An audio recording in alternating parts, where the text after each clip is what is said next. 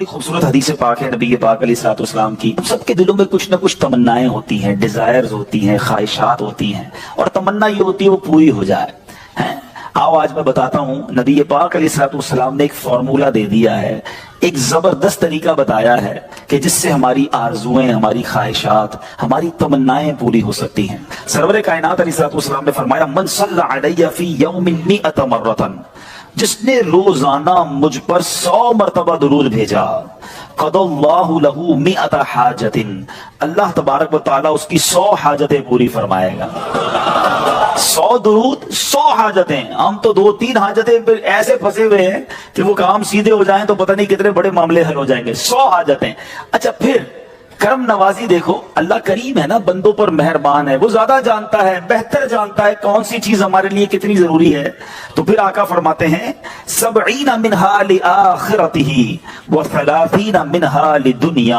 आका फरमाते हैं उनमें 70 आखिरत की और 30 दुनिया की हाजात होंगी। दुनिया में 30 हाजतें पूरी हो जाएंगी और आखिरत की 70 हाजतें पूरी होंगी। और करना क्या है, मेहनत क्या करनी है, कोशिश क्या करनी है, सिर्फ 100 बार दुरूद पाक पढ़ने वाले को यह अजर मिलता है। तो है मेरे पीछे इस्लामी भाइयों, चलते फिरते उठते बैठते आजकल सोशल मीडिया पे घंटों हमारे वक्त गुजर रहे हैं, उससे बचिए और दुरूद पाक अपनी जबान पर जारी रखिए। फिर देखें इंशाअल्लाह।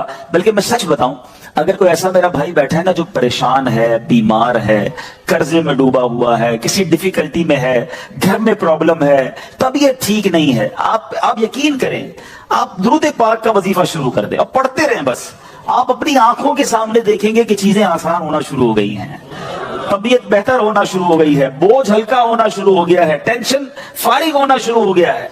मसला यही तो है कि प्रॉब्लम में, मुश्किल में हम सबको याद करते हैं, सबके पास जाते हैं, नहीं पुकारते तो अपने रब को नहीं पुकारते, अल्लाह के हबीब अलैहिस्सलाम पर दुरूद नहीं पढ़ते।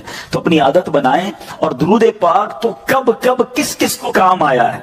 अगर मैं ये कहूं ना कि मेरी और आपकी दुनिया में आमद का एक सबब भी हम सब की जो तख्लीक हुई है, हमारे जद्दे अमजद कौन है, हम किसकी औलाद हैं, हजरत आदम अलैहिस्सलाम की। अच्छा माशाल्लाह, हजरत आदम यानी हमारी अम्मी हुजूर फिर कौन हुई, बीबी हव्वा। माशाल्लाह, इतना तो पता है ना। हजरत आदम और बीबी हव्वा का रिश्ता कैसे हुआ आपको पता है, ये निकाह कैसे हुआ, ये रिश्ता हुआ, ये जोड़ा बना तो ये सिलसिला बनी आदम शुरू हुआ ना, औलाद शुरू हुई। और बढ़ते बढ़ते बढ़ते आज हम सारे दुनिया में आ गए। हमें आदमी कहा क्यों जाता है, हम हजरत आदम अलैहिस्सलाम की औलाद है ना। अब आओ बताता हूं, ये पहला निकाह, ये पहला रिश्ता, ये पहला जो जोड़ा बना वो कैसे बना, सुभान अल्लाह। अब इसके बारे में ये आता है कि जब अल्लामा नबहानी रहमतुल्लाह तआला नकल करते हैं कि जब अल्लाह अज़्ज़ा वजल ने हजरत आदम अलैहिस्सलाम को पैदा किया, उन्होंने आंखें खोली तो अर्श पर इसमें मोहम्मद सल्लल्लाहु अलैहि वसल्लम लिखा हुआ देखा। हजरत आदम के दुनिया में आने से पहले ही मेरे आका का चर्चा है, नबी पाक का नाम अर्श पर लिखा हुआ है। अब अर्ज की, ऐ मेरे रब, क्या मुझसे बढ़कर भी तेरी बारगाह में कोई इज्जत वाला है, मुअज़्ज़ज़ है। हज़रत आदम अल्लाह से पूछ रहे। इरशाद फरमाया, हाँ, ये नाम तेरी औलाद में से एक नबी अलैहिस्सलाम का है जो तुझसे बढ़कर मेरे यहाँ मुअज़्ज़ज़ है। हजरत आदम से कहा जा रहा है कि तुझसे बढ़कर मेरे यहाँ मुअज़्ज़ज़ हैं। अगर वो ना होते तो मैं न आसमानों को पैदा करता, न जमीन को, न जन्नत को, न जहन्नम को। कि जब अल्लाह अज़्ज़ा वजल ने उनकी पसली से हजरत हव्वा रज़ियल्लाहु ताला अन्हा को पैदा किया तो आदम अलैहिस्सलाम ने उन्हें देखा, ऐसी मखलूक कि जिसके मुशाबे कोई और मखलूक ना थी। अल्लाह अज़्ज़ा वजल ने हजरत आदम अलैहिस्सलाम में ख्वाहिश भी पैदा की। तो उन्होंने अर्ज़ की, इलाही ये कौन है? फरमाया, हव्वा रज़ियल्लाहु ताला अन्हा। अर्ज़ की, मौला मेरे साथ जोड़ा बन जाए। इरशाद हुआ, तुम इसका महर अदा करो। अर्ज़ की, मौला महर क्या है? इरशाद फरमाया, उस नाम वाले पर 10 मरतबा दुरूद भेजना है। जिसका नाम अर्श पे देखा है ना, उसके नाम पर 10 बार उस नाम वाले पर दुरूद भेजो। तो कहा, है अल्लाह, मैंने ऐसा कर लिया तो क्या मेरा जोड़ा हो जाएगा, है मेरा जोड़ा बन जाएगा? फरमाया, हाँ। अब हजरत आदम अलैहिस्सलाम ने 10 बार दुरूद पाक पढ़ा और ये महर बना हजरत आदम अलैहिस्सलाम और बीबी हव्वा रज़ियल्लाहु ताला अन्हा के दरमियान जोड़ा बनने का रिश्ता हुआ। और उसके बाद ये सारी कायनात में जो हम दुनिया में आए तो गोया पता चला कि वजह तख्लीक कायनात, ये तो इस हदीस से भी पता चल गया कि नबी पाक अलैहिस्सलाम के लिए ये ये कायनात बनाई गई। और सुभान अल्लाह, हजरत आदम अलैहिस्सलाम का जो बीबी हव्वा से जोड़ा बनता है, उसका महर भी नबी पाक पर दुरूद पढ़ना है। अब सोचिए, कब से नबी पाक पर दुरूद भेजा जा रहा है, कब से मेरे आका का चर्चा है। अल्लाह अकबर। शायर लिखते हैं ना कि ये कायनात बनाई क्यों गई, इतनी सजाई क्यों गई। सुभान अल्लाह। वो कहते हैं कि खुदा क्यों ना करता आराइशें बज़्म इनका में, खुदा क्यों ना करता आराइशें दुनिया के सामा में, तुम्हें दूल्हा बना के भेजना था बज़्म इनका में। ये सारी कायनात ही सजाई गई है नबी पाक अलैहिस्सलातु वस्सलाम के लिए।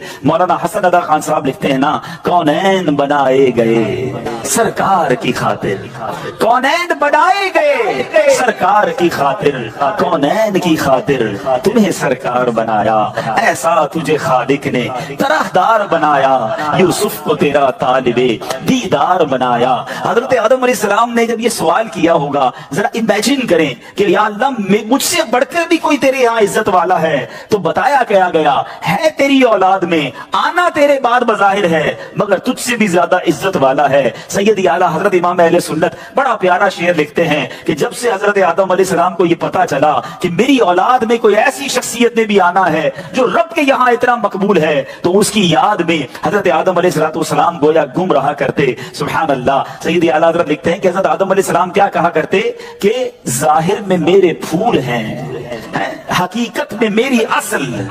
बाद में आने वाला तने के तना जो है उसके बाद फूल आता है ना, कहते हैं जाहिर में तो मेरे फूल हैं, हकीकत में मेरी असल। उस गुल की याद में ये सदा बुल बशर की है।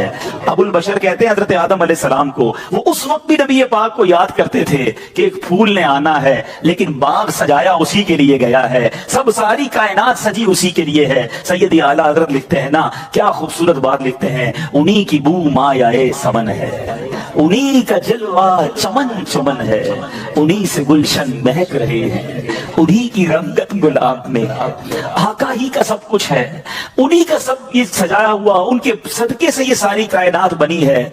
अल्लाह बस नबी पाक का सच्चा, नबी पाक अलैहिस्सलाम के रोजे के बाहर, उनकी कब्र मुनव्वर के बाहर एक दरबान है, एक मैसेंजर है जो आका को पैगाम पहुंचाने वाला है। मेरा आपसे सवाल यह है कि मैसेंजर की समाअत का आलम यह है कि यहां बैठकर हम दुरूद पढ़ें, वो वहां मदीने में सुन लेता है।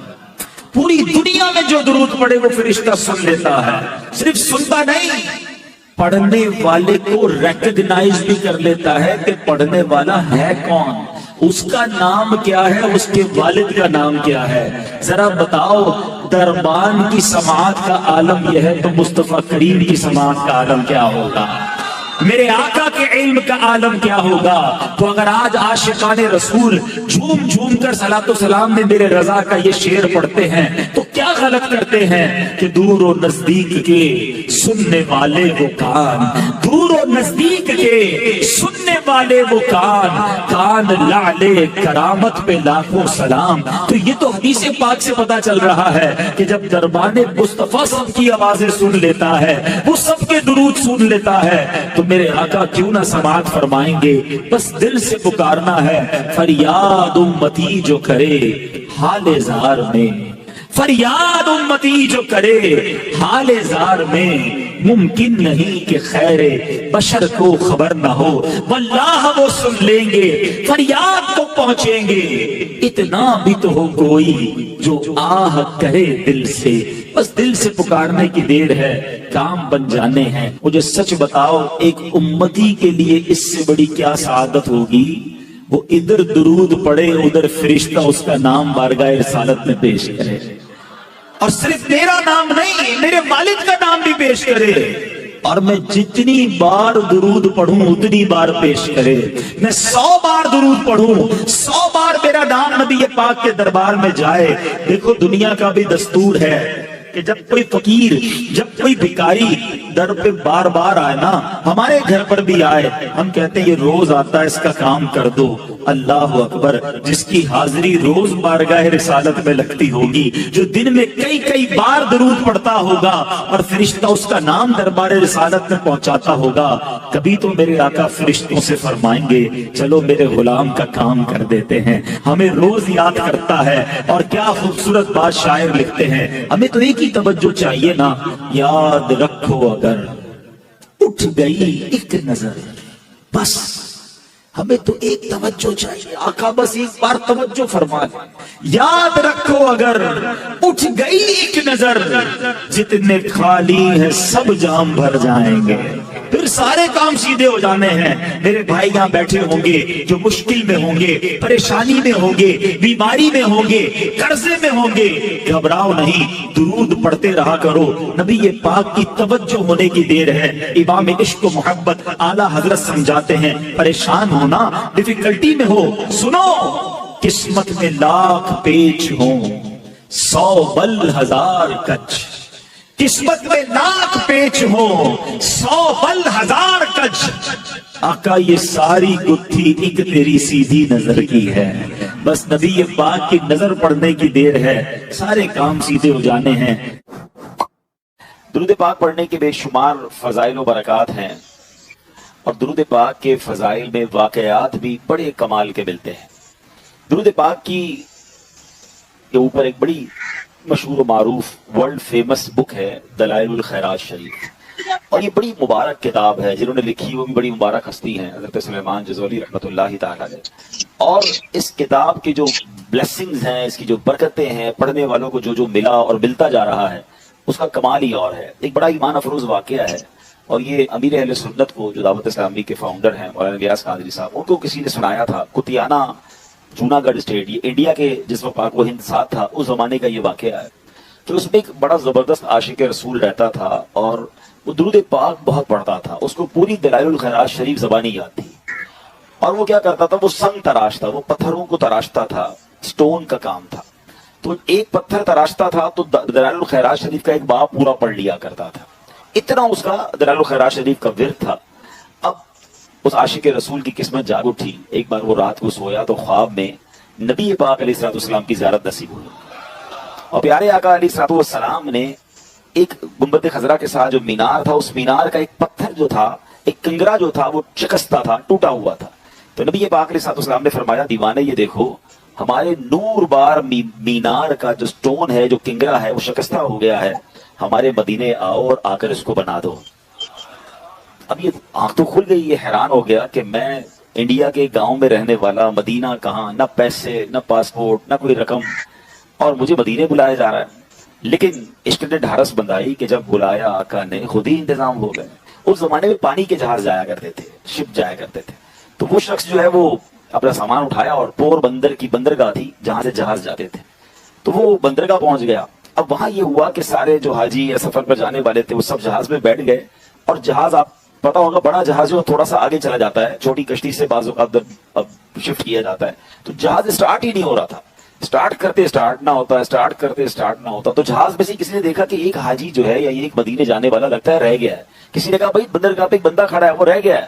اب جہاز کے لنگر تو اٹھا دیے گئے تھے، تو چھوٹی کشتی بھیجی گئی، اس دیوانے کو اٹھا کر جہاز پہ لایا گیا، جیسے ہی اس کے قدم میں جہاز پر لگ گئے، جہاز اسٹارٹ ہو گیا، بغیر پاسپورٹ کے، بغیر کسی سسٹم کے۔ یہ پرانی باتیں، اس زمانے میں اتنی امیگریشن اور اتنے مسائل بھی نہیں تھے۔ بہرحال وہ دیوانہ مدینے پہنچا، جب وہ مدینے پہنچا تو بتایا جاتا ہے کہ جب مسجد نبوی شریف پہنچا تو وہاں کچھ لوگ اس کا انتظار کر رہے تھے، اور جب اس کو دیکھا تو کہا یہ وہی ہے جس کی خواب میں ہمیں زیارت کرائی گئی تھی۔ وہاں کے خادمین کو بھی یہ بتا دیا گیا تھا کہ ایک عاشق رسول آ رہا ہے، اور یہ گنبد خضرا کے ساتھ جو مینار ہے اس پہ پتھر اسی نے بدلنا ہے۔ وہ آیا، اور جب اس کو یہ موقع دیا گیا اور جا کر اس نے اپنا کام کیا، تھوڑی دیر بعد ہوا یہ کہ پتھر تو اس نے وہاں پر کریکٹ کر دیا، مگر واپس آنے سے اس کی روح نے انکار کر دیا۔ جب اس کی باڈی کو رسیوں کے ذریعے نیچے لایا گیا تو پتہ یہ چلا کہ دیوانے نے اپنی روح جو ہے گنبد خضرا پر قربان کر دی ہے۔ جب تیری یاد میں دنیا سے گیا ہے کوئی، جب تیری یاد میں دنیا سے گیا ہے کوئی، جان لینے کو دلہن بن کے قضا آئی ہے۔ مدینہ جو ہے نا، یہ تھوڑی دیر پہلے جو نعت پڑھی جا رہی تھی، کیا بتاؤں کہ کیا مدینہ ہے، بس میرا مدعا مدینہ ہے۔ Medina is not an ordinary place, یہ رازوں کی سرزمین